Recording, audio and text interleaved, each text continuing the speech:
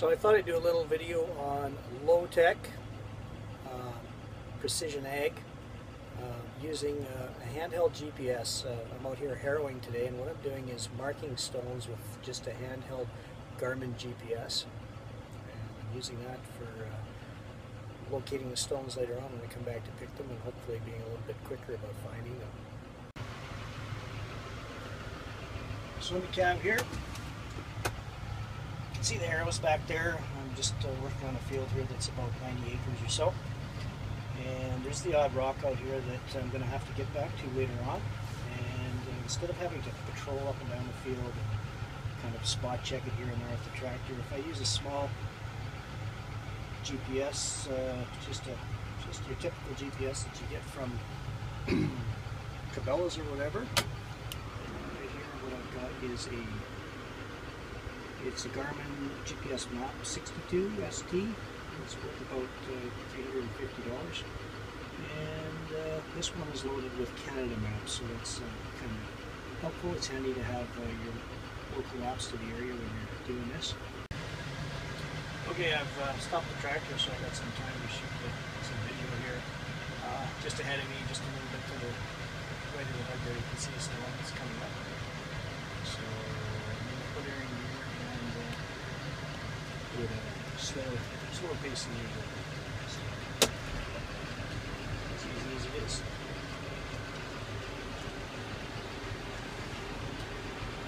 So the stone's just going by the wheel of the tractor right there, and I'm going to swing it over to my GPS, and I'm going to hit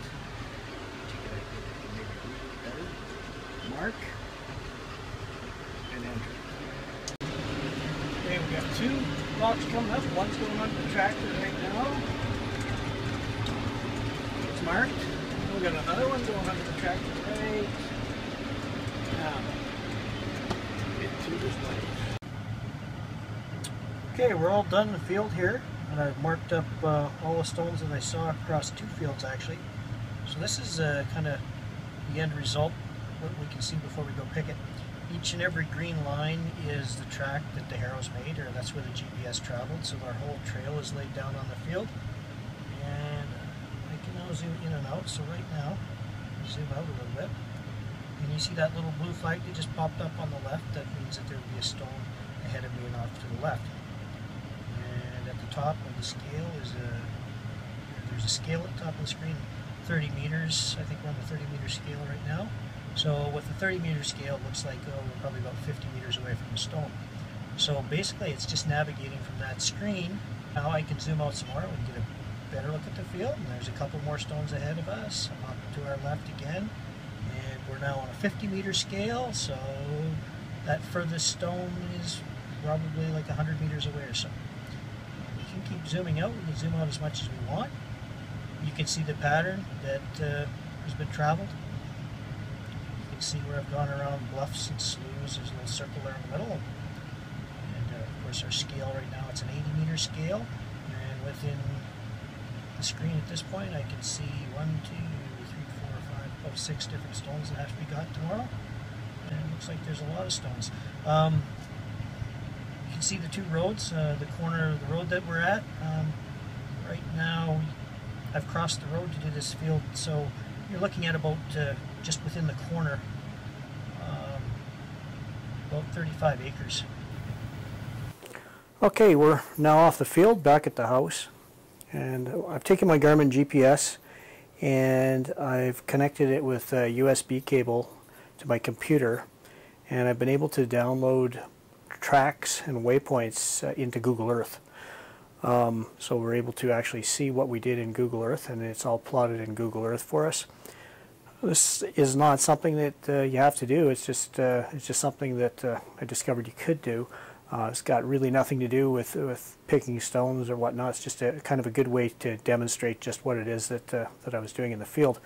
When it comes down to actually just picking stones, just marking the waypoints in the field and using the GPS in the field again just to go back to the stones is all you need. So this is just kind of nice to know, but it's a good way to explain what's been taking place here. So right here's the GPS, and and it's just USB straight to the computer, so that's pretty straightforward. Easy enough to do. A little bit of messing around with the files and stuff to actually find everything you're looking for, but once you figure it out, once you've got it, it's not difficult after that.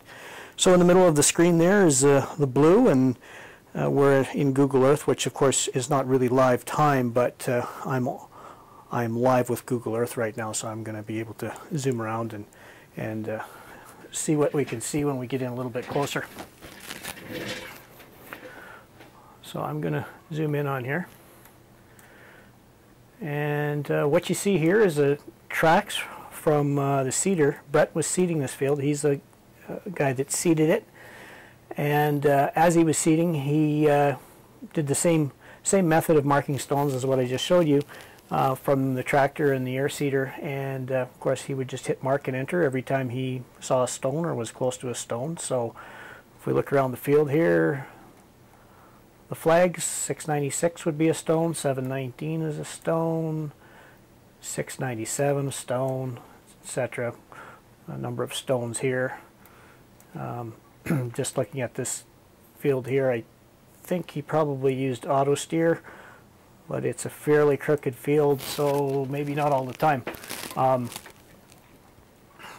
He's using a 47-foot seeder, so at times he could be a short distance away from the stone when he hit the flag. Of course, the better or the closer you are to the stone when you hit mark, the more accurate it is for searching out the stone later on.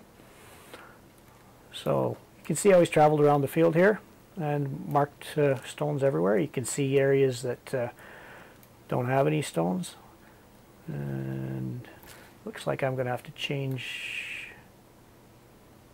some of my settings here. Try and find all of his seeder tracks. There they are. Great, we got them all. So it wasn't just a matter of settings, it was a matter of timing. The trail that the GPS leaves, if you, this timer up here is this slide is a timer, and as you slide it along, you get it closer towards the end, you should see all of the track. There we go. Okay. So that's the way that works. Just interesting to note as you have a look at these images. It says down here that the Google Earth imagery is from 2011, and even from the Google Earth imagery right here, it's possible to see stones in the field, the stones that were there in 2011. So there's a stone there, one there. Looks like a couple of big ones here, one there. So that's, you know, even from the satellite imagery, it's pretty obvious. You can see the flags are kind of popping up from this year, 2015, the same general areas where the stones were other years. So it's kind of clear that the stones keep reappearing in the same area, which is really no surprise to anybody. Taking a bit of a look around here in Google Earth, you can do, of course, all kinds of cool stuff. You see this track right here. This blue trail along here is a trail that Brett would have followed. This is the path he would have taken to get back to the farmyard after he finished seeding. So it's a path that the tractor and seeder took. We can follow it along here pretty good. If we get right into the yard here, right into the farmyard, it looks like Brett went home and the GPS stayed on, and I'm not sure whether it stayed in his pocket or what, but it went all over the place at the farmyard there, but it doesn't look like there's any stones to pick. I don't see any flags, so we're good there. So just goes to show you, it just keeps tracking you everywhere you go. So we'll go back to the field, backtrack them. And incidentally, when I went out to pick this field after, I used this track to see just how he got out to the field too. I knew roughly where the field was, but I wasn't sure, you know, where he might have crossed this field or whatnot, and I just used his trail, his back trail, to actually get to the field. So that's the field seeded, and the stones are GPSed. Now here's where it gets a little bit more interesting. At this point, fast forward about 3 or 4 days ahead, after Brett georeferenced all the stones, my task was to go back to the field and pick them, and I did that with the GPS based on what he had done there a couple days earlier. So what I was able to do is log my track as I picked the stones on the same piece of land. So here we go. This is the same piece of land, and now I'm showing you the stone picking track, not the seeding track. And if you look at the top left, I came into the field here, and basically from here just went at it from one stone to the next, and just using the GPS to guide me. Really, this works. It works pretty slick. It's pretty easy to do. You can see here, for instance, come down here, would have picked this flag right here. There would be one stone in there. And it's not always a case of having one stone. If I go in some of these areas here, for instance, what might have taken place, so in this region right here around 697, Brett would have marked one stone right here, and that flag would have got me into the area. I would have started picking, and obviously there was a lot more stones to be picked in the area, so just the ones that I could see over and above what was flagged. So obviously I spent a little bit of time circling around and grabbing a few more. The great thing about this is everywhere you go, it's pretty much for a purpose. For instance, I come out of this region right here, I would have come across here and wondering, okay, where do I go next? I picked all the stones out of this area. You know, it's just a matter of looking at the GPS and zooming out a little bit and catching the next flag. So right from here, I would have said, oh, over here to my south, to my right at 685, there's a flag, and I would have went in there and grabbed a stone there. Wow, it looks like I think there's fewer stones today than there was in 2011. I can just see them all over the place here. So I would have come in here, grabbed 685, and then out. Obviously made a couple of loops here, probably some stones that weren't marked, but I just picked them because I saw them.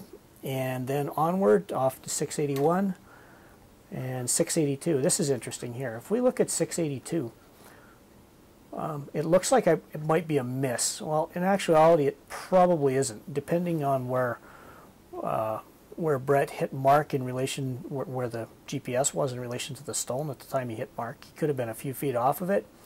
And you know, really, how far is that? It's I can actually go in here on tools and check with the ruler tool, and we'll leave that set to feet. So tractor traveled on this path, and the stone picker, and to the flag shows 39 feet. So I was within 40 feet of that particular flag or that stone, so absolutely no doubt in my mind I would have got that stone, especially if it was of any size at all. So up the field, and then I picked a few up in this area as well. No problem here, just went through all the flags here. 732 looks like a miss possibly, but if I check the ruler here, it's unlikely it would be a miss. It would be, again, 36 feet away, so maybe, but not likely. I would be quite certain I would have got that one too. And zooming out here a little bit.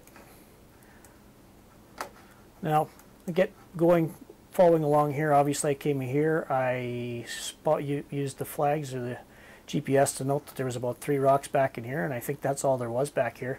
I grabbed those, no problem. But if we look at, say, this area in here, there's probably about 5 or 8 acres or so back here that I never even drove, and simply because when I got in there with the GPS, I would have searched that with on the screen of the GPS. No flags in that area, so no point driving there. So starting to save quite a bit of time. So up through this neck and then back out across the field. You'll see here there's a couple of points in a line here that I would have driven no apparent reason, driving across the field for no apparent reason. But if you look a little closer, what happened was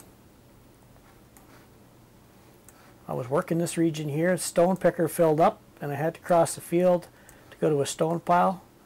And there's a stone pile right here, and I backed in right here. So looks like I backed in a couple times. Looks probably once here, but that's why.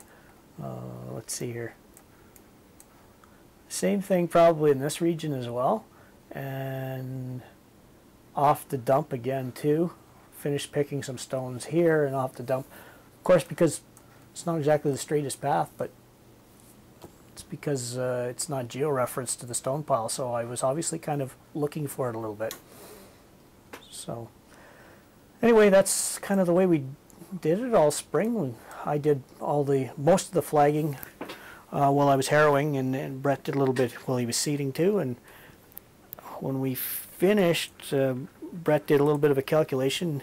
He figured based on the amount of time I had to spend picking the fields that we reduced tractor time by about 50% in stone picking. So that worked out pretty good. And the other thing is too, depending on who's flagging stones or how determined they are, but I know that anybody flagging stones is going to flag the big ones. And I know that with this method, we're not going to miss any big stones. And when I say big stones, I mean ones that are the size of a volleyball or maybe bigger than that.